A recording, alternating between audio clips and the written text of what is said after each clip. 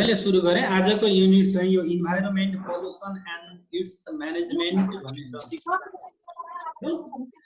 बायोलोजीको last chapter र यो च्याप्टरमा म सबै भाइ बहिनीहरूलाई वेलकम गर्न चाहन्छु र यो च्याप्टर सिद्धिएपछि बायोलोजीको च्याप्टर सिद्धिएपछि हामीले एउटा टेस्ट लिने भनेका छौँ। यसको निम्ति पनि विद्यार्थी भाइ बहिनीहरूलाई तयार रहनको लागि म विशेष अनुरोध गर्छु। शैलेन्द्र ठाकुर हजुर, तपाईँकोबाट डिस्टर्बेन्स आएको छ है। म यता क्लास सञ्चालन गरिराखेको बेला सबैको डिस्टर्बेन्स हेर्न नभ्याउन पनि सक्छु, त्यो कुरालाई पनि ख्याल गरिदिनु होला। सन्देश गुरुङको पनि मैले माइक बन्द गरिदिएँ। अब त झन्नै 1 महिना हुन लागिसक्यो, तपाईँहरू बानी परिसक्नु भएको छ। आफूले प्रतिक्रिया केही सोध्न मन लाग्यो भने माइक अन गर्ने, त्यसपछि अफ गर्ने गर्न सिपालु भइसक्नु भएको छ। Environment pollution and it's measurement भन्ने टपिक्समा म सुरुवात गर्न गइरहेको छु। म चाहिँ अब सिधै विषयवस्तुमा प्रवेश गरेँ। यो चाहिँ नेपालकै सबैभन्दा ठुलो ताल हो। नाम थाहा छ नि हजुरलाई? रारा ताल, जसलाई महेन्द्र ताल भन्छन्। मुगु जिल्लामा पर्छ यो रारा। यस। के हो त, what do you mean by environment pollution? के हो त इन्भाइरोमेन्ट पोल्युसन भनेको भन्ने कुरा लाग्न सक्छ। हाम्रो इन्भाइरोमेन्टमा रहेका विभिन्न कम्पोनेन्टहरूमा कन्टामिनेटेड चिजहरू मिसियो।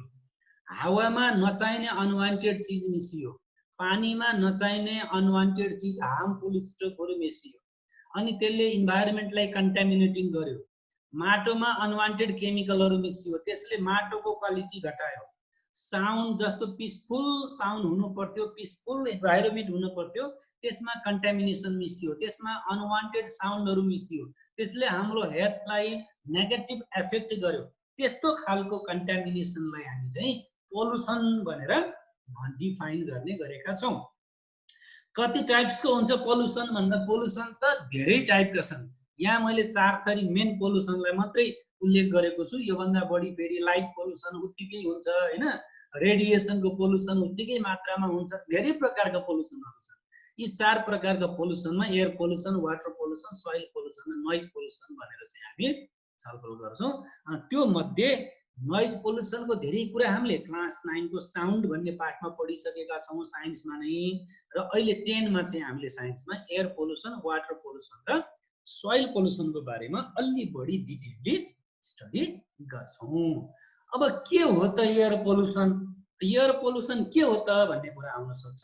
एयर पोल्युसन भनेको एयरमा जति पनि अनवान्टेड चिजहरू मिसिन्छ, त्यो अनवान्टेड चिजहरू मिसिएर एयरको नेचुरल क्वालिटी डिक्रिज हुन्छ, कन्टामिनेसन हुन्छ। त्यसले हाम्रो वरपरको इन्भाइरोमेन्टलाई पनि नेगेटिभ इफेक्ट गर्छ, ह्युमन हेल्थलाई पनि नेगेटिभ इफेक्ट गर्छ, अनि त्यसलाई चाहिँ हामी एयर पोल्युसन भनेर भन्छौँ। अब त्यो एयर पोल्युसन हुनका कजहरू के छन्? मैले त्यहाँ सिम्बोलिक रूपमा थोरै कुराहरू राखेको छु, त्यहाँभन्दा अझै धेरै कुराहरू पनि हुन्छन्। कहिलेकाहीँ एयर पोल्युसन नेचुरल सोर्सबाट पनि हुन्छ र कहिलेकाहीँ चाहिँ म्यानमेड सोर्सबाट पनि हुन्छ। जस्तो नेचुरल सोर्सको कुरा गर्ने हो भने भोल्कानिक इरुप्सनबाट हुन्छ हैन। ज्वालामुखी विस्फोटन भयो भने त्यसबाट धेरै एसहरू, खरानीहरू निस्कन्छ, धेरै धुवाँ निस्किन्छ, त्यसले गर्दा एयर पोल्युसन हुन्छ। फरेस्ट फायर, यो फरेस्ट फायर चाहिँ म्यानमेड पनि हुन सक्छ, फरेस्ट फायर चाहिँ नेचुरल पनि हुन सक्छ। हामीले यहाँ चाहिँ नेचुरल फरेस्ट फायरको कुरा गरे है। मान्छेले गएर आगो लगाइदियो भने त त्यो म्यानमेडमा आइहाल्यो हैन। तर कहिलेकाहीँ मान्छेले आगो नलगाइ पनि अब अन्य कारणले गर्दा पनि फरेस्ट फायरिङ हुन सक्छ। बेसरी हावाहुरी लाग्यो, रुखका हाँगाहरू, बाँसका हाँगाहरू बेसरी घोटियो भने आगो निस्कन्छ। कहिलेकाहीँ चाहिँ अब थन्डरिङ भयो, त्यसबाट पनि आगो लाग्न सक्छ। अब कहिलेकाहीँ चाहिँ जङ्गलको बिचबाट कतैबाट चाहिँ इलेक्ट्रिसिटी सप्लाई गरेको त्यो लाइन सर्ट भयो, त्यसबाट पनि हुन सक्छ। अन्य विभिन्न कारणहरूबाट चाहिँ यो फरेस्ट फायरिङ हुन सक्छ। त्यो फरेस्ट फायरिङलाई हामीले नेचुरलमा राख्यौँ, म्यानमेड पनि हुन सक्ने कुरा भइहाल्यो। त्यस्तै पोलन ग्रेन्स अफ फ्लावर, यो चाहिँ स्पेसल्ली अलि ठुलो घना जङ्गलमा विभिन्न खालका बिरुवाहरू भएको ठाउँमा त्यसको पोलेनबाट पनि एयर पोल्युसन हुन सक्छ भन्ने चलन छ। अलि ठुलो खालको जङ्गलहरूमा कुनै कुनै बिरुवाहरूको पोलेन र कुनै कुनै बिरुवाहरूको सेन्ट, फ्लावरको सेन्ट ले चाहिँ मान्छेलाई अनकन्सियस बनाउने बेहोसै बनाउने त्यस्तो खालको विषालु बिरुवाहरू पनि हुन्छ। यो आफै नेचरमा उम्रेको त्यस्तो खालको विषालु बिरुवाहरू पनि हुन्छ। त्यसले पनि एयर पोल्युसन गराउँछ। मेनमेडको कुरा गर्ने हो भने डिफोरेस्टेसन भइहाल्यो। अब इमिसन अफ फ्रम भेहिकलहरूबाट निस्किने धुवाहरू पनि त्यो एउटा कारण हुन सक्छ। त्यति मात्रै नभइकन हामी त अहिले के गर्छौँ, हिउँदभरि चाहिँ गाउँभरिमा सबभन्दा बढी गाई वस्तु भन्दा पनि धेरै डोजरहरू देखिन थालिसकेका छौँ। त्यो भनेको हामी एकदमै बढी ऱ्यापिडली बाटो खनिराखेका छौँ र त्यो बाटो चाहिँ फेरि वेल म्यानेज नगरिकन त्यसमा राम्रोसँग पिच गर्ने, सिमेन्टेड गर्ने, धुलो उड्ने नउड्ने त्यस्तो व्यवस्था नमिलाइकन गाडी कुदाइहाल्छ। अनि त्यसबाट प्रशस्तै धुलो उडेको छ। धुलो पनि एउटा कारण हुन सक्छ। अब ऱ्यापिडली इन्डस्ट्रियलाइजेसन, त्यसबाट निस्केको केमिकल, त्यसबाट निस्केको चाहिँ डस्ट, त्यसबाट निस्केको चाहिँ स्मोक, त्यसबाट पनि एयर पोल्युसन हुन सक्छ। अब यो वार भनेका छौँ, यो युद्धको कारणले गर्दाखेरि अब ब्लास्टिङ भयो, त्यस्तै गरेर चाहिँ यो एटोमिक बमहरू पड्काउन थालियो, एक्सप्लोसन भयो, त्यसबाट पनि एयर पोल्युसन हुने गरेको छ। त्यति मात्रै नभइकन डस्ट पार्टिकलहरू प्रशस्त मात्रामा निस्कन सक्छ। अनि त्यस्तै गरेर यो हार्मफुल ग्यासेसहरू इमिसन हुन सक्छ। Carbon monoxide, carbon dioxide, nitrous oxide, हैन, यस्ता खालका ग्यासहरू, क्लोरिन ग्यास निस्कन सक्छ, सल्फर डाइअक्साइड ग्यास निस्कन सक्छ यसबाट पनि। र त्यस्तै प्लास्टिकबाट पनि एयर पोल्युसन हुन सक्छ भनिएको छ। अब प्लास्टिकलाई हामीले के गर्छौँ, हाम्रो चाहिँ शुक्रबार शनिबारतिर भएपछि आफ्नो टोलमा, आफ्नो गाउँमा यसो त्यहाँको चाहिँ स्थानीय बासिन्दाहरू जम्मा हुने, अनि त्यहाँ भएको जम्मै फोहोरहरूलाई कलेक्सन गर्ने, अनि एउटा डस्टबिनमा गएर जलाउने चलन छ अहिले पनि। अब त्यसरी चाहिँ गएर प्लास्टिकहरू जलाउँदाखेरि के हुन्छ, त्यसबाट निस्किएको हार्मफुल ग्यासेसले चाहिँ एयर पोल्युसन हुन्छ। त्यस्तै एक्सप्लोसिभको कुरा मैले गरिसकेँ। विभिन्न गार्बेजहरू, त्यो फोहोरहरू जहाँ पाए त्यहीँ फाल्दा पनि त्यो कुहिएर चाहिँ नराम्रो गन्ध निस्कन्छ। त्यो गन्धबाट पनि एयर पोल्युसन हुन्छ। अब यो डेड एन्ड डिकेङ अर्गानिजमको कुरा त भइसक्यो। अहिले त धेरै कम भइसकेको छ होला। अब विभिन्न जनावरहरू मर्यो भने चाहिँ त्यसलाई जहाँ पाए उहीँ फाल्दिने। गाउँतिर चाहिँ अझै पनि त्यो बुढा भएर मरेका गाई गोरु भैँसीहरूलाई चाहिँ भिरबाट लगेर गुल्डाइदिने चलन छ। एक फेर लगेर भिरबाट गुल्डाइदियो, अनि 1 महिनासम्म नाक थुनेर हिँड्यो गन्धले, त्यस्तो खालको चलन छँदैछ। अहिले पनि धेरैवटा चाहिँ ठाउँहरूमा चाहिँ अब बुढा भए गोरुहरू भनेपछि अलि गहिरो ढाबमा, के ढाब बनाए थाहा छैन तिमीहरूले,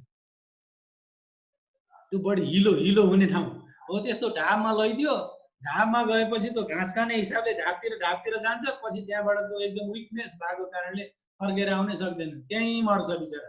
अनि त्यहीँ आएर स्यालले खान्छ, त्यहीँ गिद्धले खान्छ, त्यहीँ कागले खान्छ, गनाएर बस्न खानु हुँदैन। त्यस्तो खालको चलन छ। अब त्यसले गर्दा पनि एयर पोल्युसन भइराखेको अवस्था छ। यस्ता विभिन्न कारणहरूले एयर पोल्युसन भएको छ। यी चाहिँ मैले भए एयर पोल्युसनका कजेसको चाहिँ कुरा गरेँ। अब त्यो एयर पोल्युसनबाट के खालको असर पर्छ त भन्ने कुरा आउन सक्छ। अब त्यो एयर पोल्युसनबाट हामीलाई पर्ने असरको कुरा गर्ने हो भने ह्युमन हेल्थमा असर त परिहाल्छ, एनिमल्सहरूमा त्यतिकै असर पर्छ, अरू प्लान्ट्सहरूमा पनि असर पर्छ। अब एटमोस्फियरमा यो होल भनेको चाहिँ होल एटमोस्फियरमा असर परिहाल्छ। अब त्यसले एयर पोल्युसन भयो भने अब त्यसले अन्य पोल्युसनका टाइप्सहरूलाई पनि इन्क्रिज गर्ने काम गर्छ। ग्लोबल वार्मिङ अहिलेको सबभन्दा ठुलो समस्या हो। ओजन लेयर डिप्लिसन अर्को समस्या हो। एसिडिक रेन भयो भने त्यसले सोइल पोल्युसन पनि गराउँछ, हैन। त्यस्तै गरेर त्यो वाटर पोल्युसन पनि गराउँछ। विभिन्न रेस्पिरेटरी डिजिजहरू निस्कन सक्छन्। त्यति मात्रै होइन, यो धुलो र धुवा जताततै एटमोस्फियरमा फैलियो भने त्यसले भिजिबिलिटी रिडक्सन गर्न सक्छ, हैन। अब त्यो चैत वैशाखतिर, यो वर्ष त लकडाउनले गर्दा त्यति ठुलो समस्या भएन, न त चैत वैशाखतिर चाहिँ 1 किलोमिटर परको स्काई पनि राम्रोसँग क्लियर नदेखिने, डुम्म तुवालो लाएर बस्ने यस्तो भिजिबिलिटीको समस्या हुन सक्छ। अब त्यो भिजिबिलिटीमा समस्या आयो, रिडक्सन भयो भने के हुन्छ, त्यसले मेबी एयरक्राफ्टमा चाहिँ एक्सिडेन्ट हुन सक्ने, एक्सप्लोसन हुन सक्ने, एयरक्राफ्ट एक्सिडेन्ट, यो सबभन्दा ठुलो समस्या चाहिँ भिजिबिलिटीमा आयो भने यस्तो खालको समस्या हुन सक्छ। त्यस्तै गरेर चाहिँ यो सोलर रेडिएसनको रिडक्सन हुन सक्छ। जति एमाउन्टमा सोलर रेडिएसन अर्थ सर्फेससम्म आइपुग्नु पर्ने हो। धुलो र धुवाले टम्म आकाश छेकिदियो भने के हुन्छ त, त्यो सोलर रेडिएसन आइपुग्न पर्ने जति एमाउन्टमा सोलर रेडिएसन आउँदैन। त्यो नआएपछि प्लान्टले चाहिँ फोटोसिन्थेसिस गर्न नसक्ने भयो। त्यस्तै ग्रिन हाउस इफेक्टको कुरा मैले गरिसकेँ अघि भर्खरसी। ग्रिन हाउस इफेक्टको कारणले गर्दाखेरि day by day, year by year, month by month हाम्रो अर्थको टेम्परेचर बढेको बढै छ। अब त्यसले गर्दा सिजन चेन्ज हुने, वाटर साइकललाई एफेक्ट गर्ने, अनि त्यस्तै गरेर हाम्रो चाहिँ यो स्नो जहाँ जहाँ गएर थुप्रिएको छ हिमालयन रेन्जमा, पोलार रेन्जमा, त्यो स्नो मेल्टिङ हुने, त्यो स्नो मेल्टिङ गर्यो भने अनवान्टेड हिसाबले चाहिँ फ्लडहरू आउने खोलाहरूमा, नदीहरूमा। त्यस्तै गरेर सी लेभल बढ्ने, सी लेभलको कोस्टल एरियामा भएका बस्तीहरूलाई पुरिने बाढीले, यस्तो खालको समस्याहरू पनि देखिन सक्छ। त्यस्तै गरेर चाहिँ यो बायोलोजिकल डिस्ट्रक्सन हुन सक्छ, इकोसिस्टममा डिस्ट्रक्सन हुन सक्छ यी खालका। अनि यो चाहिँ एसिडिक रेन र अरू प्रकारका पोल्युसनले चाहिँ हाम्रो हिस्टोरिकल एन्ड यो कल्चरल मोनुमेन्ट्सहरू छन् नि, विभिन्न ठाउँमा मन्दिरहरू छन्, विभिन्न ठाउँमा स्तूपहरू छन्, विभिन्न हाम्रा हिस्टोरिकल इभेन्टहरू छन्, हो त्यसमा चाहिँ एसिडहरूले, एसिडिक रेनले के गर्ने, त्यसलाई लस्ट गरिदिने, त्यसलाई डिस्ट्रोय गरिदिने, त्यसलाई बिगारिदिने, यस्तो खालको समस्याहरू पनि त्यो सँगसँगै आउँछ। अब क्लाइमेट चेन्जहरू गर्ने यी खालका समस्याहरू चाहिँ यो एयर पोल्युसनबाट आउन सक्छ। अब यस्ता खालका समस्याहरू आउन सक्छ भनेपछि हामी कन्सर्न त हुनै पर्यो। हामीले सकेसम्म त जोगिने उपायहरू त खोज्नै पर्यो। अब के छ त एयर पोल्युसनसँग जोगिन सक्ने त्यस्तो उपाय के छ त, कसरी एयर पोल्युसनलाई कन्ट्रोल गर्ने? मैले यहाँ एउटा फिगर राखेँ, देख्नु भएको छ है यो फिगरलाई। आज म मात्रै धेरै बोले है, छिटो तपाईँहरू बोल्न पाउनु भएकै छैन कि होइन? देखिएको छ नि है फिगरलाई? मेरो आवाज पनि राम्रैसँग सुनिएको छ होइन? सुन्ने छ सर। यो के गर्ने भने इन्डस्ट्रीहरूबाट निस्किने यो धुवा र धुलोलाई कन्ट्रोल गर्नको लागि यो अग्लो अग्लो खालको चिम्नी राख्ने भन्दो रहेछ। यहाँ धेरै अग्लो चिम्नी राख्यो भने त्यो धुवा के हुन्छ, एयर पोल्युसन त हुन्छ नै, तर हाम्रो सेटलमेन्ट एरिया भन्दा धेरै हाइटमा चाहिँ हाम्रो घरहरू भन्दा अग्लो खालको चाहिँ चिम्नी राख्ने, माथि माथि एयर पोल्युसन हुन्छ, हामीले सास फेर्ने ठाउँमा हुँदैन। एउटा तरिका यो गर्न सकिन्छ भन्दो रहेछ। अर्को चाहिँ ह्युमन सेटलमेन्ट एरिया, जस्ता रेजिडेन्सियल एरिया भन्छौँ, त्यो मान्छे बस्ने ठाउँभन्दा अलि टाढा लगेर इन्डस्ट्री खोल्नु। त्यो गर्यो भने त्यसको आवाजले पनि, त्यसको फोहोरले पनि, त्यसको धुवाले पनि हामीलाई असर गर्दैन। दिनभरि गयो इन्डस्ट्रियल एरियामा गएर काम गरेर आयो, अनि बेलुका सुत्ने बेलामा चाहिँ आनन्दसँग सुत्न सक्ने, त्यस्तो पनि हामी गर्न सक्छौँ। त्यस्तै गरेर अर्को एउटा फिगर राखेको छु, के को फिगर होला यो? दोस्रो फिगर आएको छ नि तपाईँहरूको बिचमा, के को फिगर हो यो? Drawing picture?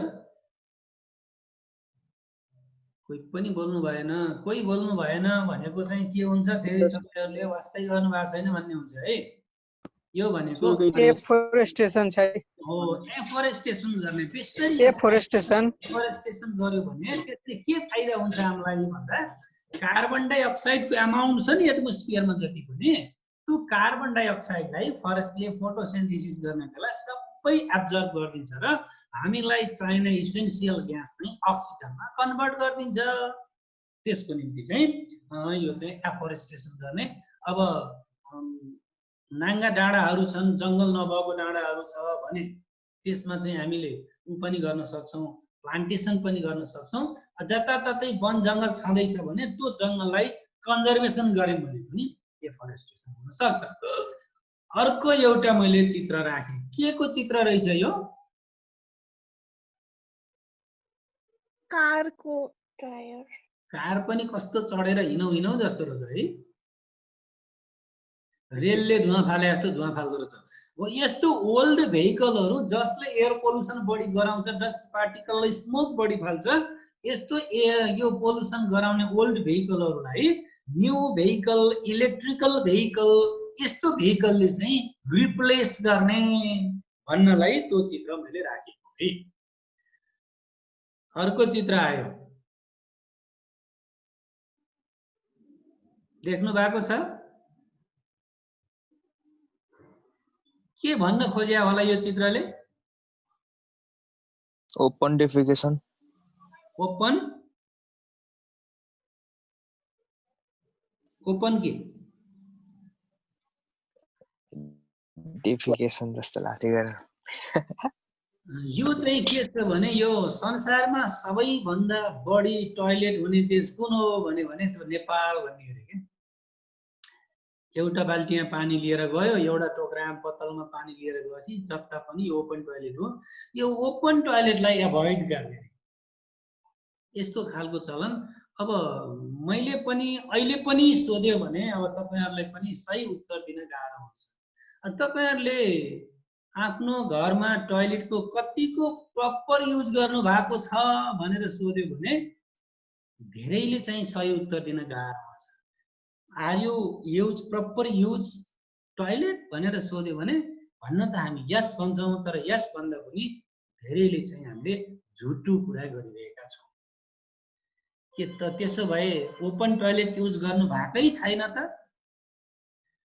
त भन्छौं हामी प्राय जसो कुन बेला छैन भन्छौं भने हामी प्राय जसो लङ टोयलेट गर्नु पर्यो भने ओपन टोयलेट गरेका छैनौं त्यो रियालिटी हो तर कहिलेकाहीँ यो अहिले चाहिँ लकडाउनमा यसो जंगलतिर चाहिँ न्युरो टिप्न जान पर्यो हौसेलु खान जान पर्यो हिन्दतिर कटुस खान जान पर्यो मेलामा काम गर्न जान पर्यो लामो समयसम्म उतै बाहिर ओपन इन्भाइरोमेन्टमा काम गर्न पर्यो भने सर्ट टोयलेट गर्ने बेलामा यसो कता छ अग्लो ढुङ्गो कता छ छेउ पर्ने ठाउँ मान्छे त्यतै बस्ने गरेको पाइन्छ त्यो पनि त आखिरी ओपन टोयलेट हो नि त्यसले पनि इन्भाइरोमेन्ट पोल्युसन गर्छ त्यसलाई एभोइडिङ गर्ने भनेर राखेको त्यो फिगरलाई अर्को हेर्नुस् त यस्तो डेड एनिमलहरु जहाँ पाए त्यही फाल्दिने चलन छ यसले पनि इन्भाइरोमेन्ट पोल्युसन हुन्छ यसलाई वेल म्यानेज गर्न जरुरी छ है के गर्ने सजिलो छ बरिङ गर्दिने त्यसलाई मजासँग चाहिँ गाड्दिने अथवा चाहिँ त्यसलाई के गर्ने जलाइदिने कि चाहिँ जलाइदिने कि चाहिँ गाड्दिने अब जलाउन अब मान्छेहरुलाई प्राय जलाउने चलन छ अब यस्ता अरु चाहिँ लिभिङ बिङ्सलाई के गर्ने खाडो गर्ने गाड्दिने यति गर्यो भने सजिलो हुन्छ र लास्टमा एउटा फिगर जलाए त सर फेरि एयर पोल्युसन हुन्न र हुन्छ एयर पोल्युसन नहुने होइन तर कम्पेरिटिभली यस्तिकै भुइँमा फाल्दिँदा गनाउने पोल्युसन र जलाएर जाँदाखेरि हुने पोल्युसनमा कुनको डिग्री धेरै छ हामीले हेर्ने हो के धेरै नराम्रो भन्दा अलिअलि नराम्रोलाई चाहिँ एक्सेप्ट गर्ने हो के कुरा त्यति हो नराम्रो त जलाउन पनि नराम्रो भन्छौँ हामी अब त्यो जलाउनका पनि तरिका छन् नि अब अहिले त इलेक्ट्रिसिटीबाट जलाउने मान्छेहरूलाई त पशुपतिमा सुरु गरिसके त्यस्तो गर्न सके भने त राम्रै अब बुढो भएर मरेको गरिलाई कहाँको चाहिँ उहाँ पशुपति आर्यघाट लैजानु त्यस्तोलाई चाहिँ के गर्ने हामी घरमै दुई चार जना यसो वरपरका छिमेकी दाजुभाइ बोलायो बडेमानको खाडा भन्यो त्यही पुर्दियो अझ राम्रो त्यो पुरेर कुहिसकेपछि अर्को वर्ष एउटा मजाको सुन्तलाको बिरुवा रोपिदियो मधेसतिर भए आँपको बुटो लिचीको बुटो रोपिदियो झन मलिलो हुन्छ कायदासँग फल्छ खान पनि पाइयो र पब्लिक अवेयरनेस अर्को सबभन्दा महत्त्वपूर्ण कुरा हो र पब्लिक अवेयरनेसमा पनि ध्यान दिनु पर्यो त्यस्तै टक्सिक ग्यासहरूलाई फिल्टरिङ गर्न सक्छौं हामी त्यो पनि अर्को एउटा उपाय हुन सक्छ यो ओभर पपुलेसनलाई कन्ट्रोलिङ गर्नुपर्ने हुन्छ त्यसले गर्दा पनि पोल्युसनलाई कन्ट्रोल गर्नलाई सहयोग गर्न सक्छ त्यस्तै यो एटोमिक पावर प्लान्टहरु छ भने त्यसलाई ब्यान्ड गर्न सक्छौं हामी अर्को तरिका हुन सक्छ प्लान्टेसनको कुरा त मैले भनिसकेको छु हैन त्यस्तै गरेर चाहिँ यो अल्टरनेटिभ रिसोर्सहरुलाई सकेसम्म युज गर्ने अब दाउराबाट भात पकाउने सट्टा गोबर ग्यासबाट पकाउने त्यसले गर्दाखेरि गोबर ग्यासको नि कार्बन डाइअक्साइड आउँदैन त सर कार्बन डाइअक्साइड निस्कँदैन त भन्नुलाई निस्कन्छ तर गोबर ग्यासले निस्कने कार्बन डाइअक्साइड थोरै दाउराबाट निस्कने धेरै एउटा त्यसले थोरै रिडक्सन भयो पोल्युसनको एमाउन्ट अर्को कुरा गोबर ग्यास युज गर्यौं भने हामीले के हुने भयो दाउरा काट्न जाने जंगल त जोगियो नि त्यसबाट पनि पोल्युसन कन्ट्रोल भयो अब गोबर ग्यासको सट्टा पनि हामी के गर्न सक्छौं इलेक्ट्रिसिटी युज गर्न सक्छौं हैन राइस कुकरमा खाना बनाउन सक्छौं इन्डक्सन चुल्होमा खाना बनाउन सक्छौं यस्तो गर्यो भने सजिलैसँग हामीले त्यो पोल्युसनलाई कन्ट्रोल गर्न सक्छौं यसको अल्टरनेटिभ वेलाई पनि हामी सजिलैसँग प्रयोग गर्ने बानी पसार्दै जान सक्छ र अनवान्टेड तरिकाले पेस्टिसाइड इन्सेक्टिसाइडहरुलाई युज गर्न हुँदैन र सबभन्दा ठूलो कुरा सबभन्दा भन्न सजिलो सबभन्दा गर्न गाह्रो एउटा काम छ त्यो लास्टको फिगरले देखाएको छ पब्लिक अवेयरनेस इन्क्रिज गर्ने एक्सेलरेट गर्ने भन्छौं भन्न सजिलो, चेतना जगाउन असाध्यै सजिलो छ, गर्न सबभन्दा गाह्रो काम के हो, हामी चेतना जगाउने भनेर वर्षौंसम्म सबैको अगाडि यस्तो गर्नुहोस् त्यस्तो गर्नुहोस् भन्दै भन्दै भन्दै भन्दै अरूलाई सिकाएका मान्छेहरूले पनि हामी आफैले कहिलेकाहीँ त्यो सबै काम गरिराखेका हुँदैन। यो कुरालाई बढी ख्याल गर्नुपर्ने हुन्छ। अब वाटर पोल्युसनको कुरा आउँछ। अब पानीमा अनवान्टेड चिजहरू मिसियो भने हामी त्यसलाई वाटर पोल्युसन भन्ने भयौँ। वाटर पोल्युसनको कारण के हो भन्ने कुराहरू मैले यहाँ थोरै चित्रहरूबाट देखाउन सुरु गरेको छु। त्यसलाई कारणहरूलाई हेर्नु होला। के हुन्छ, सिवेज वाटर हुन सक्छ, कन्टामिनेटेड वाटरहरू जुन इन्डस्ट्रीबाट निस्किएको छ त्यो हुन सक्छ, अयलहरू हुन सक्छ, ग्यारेजहरूबाट त्यो गाडी धुँदाखेरि गाडी बनाउँदाखेरि निस्केको मोबिलहरू त्यस्तो हुन सक्छ, सेप्टिक ट्याङ्कबाट हाम्रो घरबाट निस्किएका फोहोरहरू हुन सक्छ, एनिमल टङ गाई भैँसीको जनावरहरूको गोबरहरू हुन सक्छ हैन। त्यस्तै इन्टेन्सिभ फार्मिङ बाट निस्केको त्यो फोहोरहरू हुन सक्छ, एनिमल टङ सँगै ती कुराहरू आउला, पेस्टिसाइडको कुरा होला। यी कुराहरूले इन्डस्ट्रियल वेस्टेजको, हाउस वेस्टेजहरूको, न्युक्लियर वेस्टेजहरूको यस्ता खालका कुराहरूबाट चाहिँ वाटर पोल्युसन हुने गरेको छ। एग्रिकल्चरल वेस्टेजहरू हुन सक्छन् त्यस्तै गरेर हैन। र अर्को कुरा चाहिँ के हुन्छ भने यो वाटर फ्लो हुने एउटा जुन नेचुरल वे छ त्यसमा अब्स्ट्रक्सन भयो, डिस्ट्रक्सन भयो। पानी खोलामा बगिराखेको छ, सफा देखिन्छ, एक ठाउँमा थुन्नियो, त्यो थुनेको ठाउँमा चाहिँ धेरैवटा त्यस्ता चाहिँ फोहोरहरू देखिन्छ। त्यो भएर पानी आफ्नो चाहिँ बाटोबाट प्रपर जान परिहाल्यो। अब ओपन टोयलेटको कुरा पनि यसमा जोडिहाल्छ। नेटमा खोज्यो भने धेरै ओपन टोयलेटले फोहोर गर्छ भनेर लेखेको पाइँदैन है। किन त्यस्तो भनेको रहेछ भने हामी मात्रै त्यस्ता देशका मान्छेहरू छौँ जसले ओपन टोयलेट गर्छौँ। अहिले संसारमा त धेरै मान्छे सिभिलाइज भइसक्यो। ओपन टोयलेट गर्न हुन्छ भन्ने कुरा हो, ओपन टोयलेट गर्छन् मान्छेले भन्ने कुरा पनि धेरैले पत्याउँदैनन्। तर हामी नेपाली चाहिँ अझै पनि ओपन टोयलेटमा अभ्यस्त छँदैछौँ।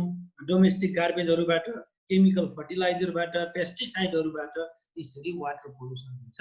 अब यसबाट के असर पर्छ? यसबाट पर्ने असरहरू हेर्नुहोस् त। यहाँ फोहोर जताततै, वाटर पोल्युसन भयो भने त्यसले सोइलको क्वालिटी घटाउने होला, सोइल पोल्युसन पनि हुने होला। वाटर पोल्युसन भयो भने त्यो दुर्गन्धले एयर पोल्युसन पनि हुने होला। अब यस्ता खालका धेरै कुराहरू छन्। रिसोर्सका कुराहरू छन्, वाटर रिसोर्स। अब त्यो मान्छे बढेको बढे अनि सफा खालको वाटरको रिसोर्स घटेको घटे, अलिअलि भएकामा पनि पोल्युसन भएको भए त्यसले गर्दा हामीलाई ड्रिङ्किङ वाटरको चाहिँ समस्या पर्ने होला। यस्ता खालका समस्याहरू पर्छन्।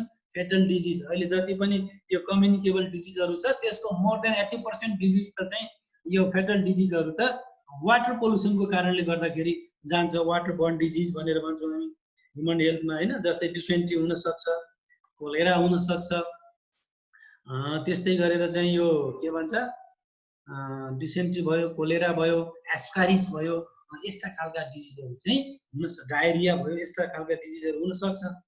त्यस्तै गरेर यो चाहिँ सोइलको फर्टिलिटी घट्न सक्छ, स्मेल असाध्यै नराम्रो खालको आउन सक्छ हैन। डिस्ट्रक्सन अफ एक्वाटिक एनिमल, अब त्यो पानीमा जताततै त्यसरी फोहोर फालिदियो भने त एक्वाटिक एनिमलहरू डिस्ट्रक्सन हुने भयो, त्यसको लाइफ साइकल नै डिस्ट्रक्सन हुने भयो। अब जेनेटिक म्युटेसन हुन सक्छ त्यस्तो केमिकलको कारणले। हिजो देखाएको थिएँ नि मैले म्युटेसनको चित्र, कस्ता कस्ता मान्छे पो देखाएँ हिजो मैले, त्यस्तो त अरू एनिमलमा पनि हुन सक्छ नि। त्यस्तो खालको म्युटेसन हुन सक्छ। र त्यो कन्टामिनेटेड वाटर बढी युज गर्यो भने मिसक्यारेज हुन सक्छ। वुमेनहरू, प्रेग्नेन्ट वुमेनहरूको चाहिँ मिसक्यारेज हुन सक्छ। विभिन्न खालका क्रोनिक डिजिजहरू हुन सक्छ। यस्ता खालका समस्याहरू वाटर पोल्युसनबाट आउन सक्छ। हामीले बेलैमा ख्याल पुर्याउनु पर्ने कुरो। अब यसलाई कसरी म्यानेज गर्ने हेर्नुहोस् त। यहाँ चित्र हेर्दैखेरि दङ्ग पर्नेछ। के गरेको छ, इन्डस्ट्रीबाट निस्केको यो फोहोर पानीलाई सिधै ल्याएर वाटर रिसोर्समा मिसाइदिएको छ। यस्तो गर्न चाहिँ भएन। त्यसलाई एक ठाउँमा डम्पिङ गर्न पर्यो, एउटा पोखरीमा राख्न पर्यो, त्यसलाई फिल्टरिङ गर्न पर्यो र फिल्टर भएको आएको वाटरलाई मात्रै बाहिर चाहिँ आउटलेटमा मिसाउनु पर्यो। यो कुरामा हामीले बढी ख्याल गर्नुपर्ने हुन्छ। त्यस्तै गरेर हेर्नुहोस् त, यो मान्छेले जति पनि फोहोर लाँदै खोलामा मन परी तरिकाले फालिदिँदै गरेका छन्, यो कुरालाई हामीले कन्ट्रोल गर्नु पर्यो। यसले पनि वाटर पोल्युसनलाई कन्ट्रोल गर्नलाई सहयोग गर्छ। यो सिवेज वाटरलाई म्यानेज गर्ने यो कुराहरूलाई गर्न पर्यो। त्यस्तै गरेर चाहिँ अघि मैले कुरा गरेको थिएँ, कच्ची बाटोमा जताततै गाडी कुदाउने चलन छ। त्यसलाई कन्ट्रोल गर्नु पर्यो। बाटो खनेपछि त्यो बाटो खनेर मात्रै भएन, राम्रो वेल प्रपर म्यानेज गर्न पर्यो। त्यसले धुलो बग्ने, हिलो बग्ने, पहिरो जाने, हावा पोल्युसन हुने, पानी पोल्युसन हुने यस्तो खालको समस्यालाई घटाउँछ। ती कुराहरू हामी गर्नु पर्यो। त्यस्तै गरेर हेर त्यो हाम्रो घर अगाडिको ड्रेनेज सिस्टम कस्तो छ, हामी कसेर बढार्दै जान्छौँ, फोहोर टिप्दै जान्छौँ र घर अगाडि ल्याएको नालीमा लगेर फोहोर त फालेर मेरो घर त क्या सफा भयो भनेर आउँछ। यसले पनि समस्या आएको छ, यसलाई पनि हामी कन्ट्रोल गर्नु पर्यो। अब त्यस्तै चाहिँ ल ओपन टोयलेट ऐगा जस्तो गर्नु भएन, त्यसले त लाजै हुने भयो। ओपनली बस्दाखेरि त्यो सानो भाइको त कसले गरेर खिचिदिन पनि रहेछ, बर्बादै भयो भनेर चाहिँ टोयलेट बनाएको गरी बोराले बारेर खोलाकोतिर आएको छ। यो पनि ओपन टोयलेटै हो है।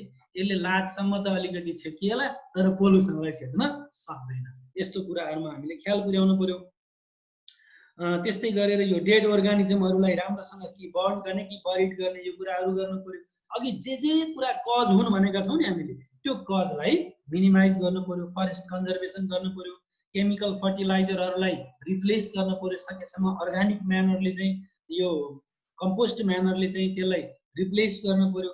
पेस्टिसाइडहरूलाई चाहिँ अर्गानिक केमिकल्सहरूले त्यसलाई चाहिँ रिप्लेस गर्नु पर्यो। ओपन टोयलेटलाई एभोइड गर्नु पर्यो। वाटर रिसोर्सेसहरूलाई कन्जर्भ गर्नु पर्यो। अहिले पनि धेरै ठाउँमा गयो भने गाउँतिर कुवाको पानी खाने चलन छ, मूलको पानी खाने चलन छ। त्यो मूलमा मान्छेले पनि त्यही मूलबाट पानी झिकेर ल्याएर खान्छ, गाई भैँसीले पनि त्यही मूलमा गएर पानी खान्छ। त्यो गाई भैँसीले कुवामा मूलमा गएर पानी खाँदाखेरि कस्तो कस्तो ठाउँमा गएर आएको थियो भन्ने हामी ख्याल गर्दैनौँ। त्यो भएर गाई भैँसीले पानी खाने ठाउँ र मान्छेले पानी खाने ठाउँ अलिकति फरक हुनु पर्यो। त्यसलाई बारबेर पारेर गाई भैँसीले सिधै गएर मुख चोक्न नसक्ने खालको बनाउनु पर्यो। यी कुराहरूमा हामीले ख्याल गर्नुपर्ने हुन्छ। वाटर रिसोर्सेसहरूलाई कन्जर्भेसन गर्नुपर्ने हुन्छ र सबभन्दा ठुलो कुरा चाहिँ पब्लिक अवेरनेस चाहिँ बढाउनु पर्ने हुन्छ। यी कुरा गऱ्यो भने हामीले वाटर म्यानेजमेन्ट, वाटरलाई चाहिँ सजिलैसँग पोल्युसनलाई कन्ट्रोल गर्न सक्छौँ। अब यी कुराहरू राखेँ। अब त्यो सोइल पोल्युसनको कुरा र फरेस्ट कन्जर्भेसनको कुरा चाहिँ म भोलि गर्नेछु। आजको क्लासमा, आजको टपिक्समा केही कुराहरू छलफल गर्नुपर्ने छ भने च्याट बक्स त रित्तै देखेको छु मैले। अरू केही कुरा राख्नुपर्ने छ भने भाइ बहिनीहरूले थोरै समय लिनु होला। मलाई लगातार 3-4वटा म्यासेज आइसक्यो, तपाईँ किन छुट्नु भएको छ सर भनेर आएको छ, नत्र भएदेखि आज छुट्टी गरौँ। अनि भोलि बेलैमा यो सोइल पोल्युसन र यो फरेस्ट म्यानेजमेन्टको कुरा लिएर आउनेछौँ। आजलाई छुट्यौँ भाइ बहिनी हो। भोलि टेस्ट सर, भोलि यो पाठ बाँकी रहेको एउटा चाहिँ सोइल पोल्युसन छ र एउटा फरेस्ट म्यानेजमेन्ट छ। यो कुरालाई सिक्यौँ, पर्सि टेस्ट गरौँला। मैले सन्ध्या थापालाई एउटा काम लगाएको छु है, दीपिका र कवितालाई चाहिँ मलाई कन्ट्याक्ट गर्न लगाइदिनु होला भनेको छु। सन्ध्याले सुन्नु भएको छ सन्ध्या है? हुन्छ, सबै भाइ बहिनीहरूलाई एक्टिभली पार्टिसिपेट हुनुभयो त्यसको लागि धेरै धेरै धन्यवाद छ। आजको क्लासलाई बन्द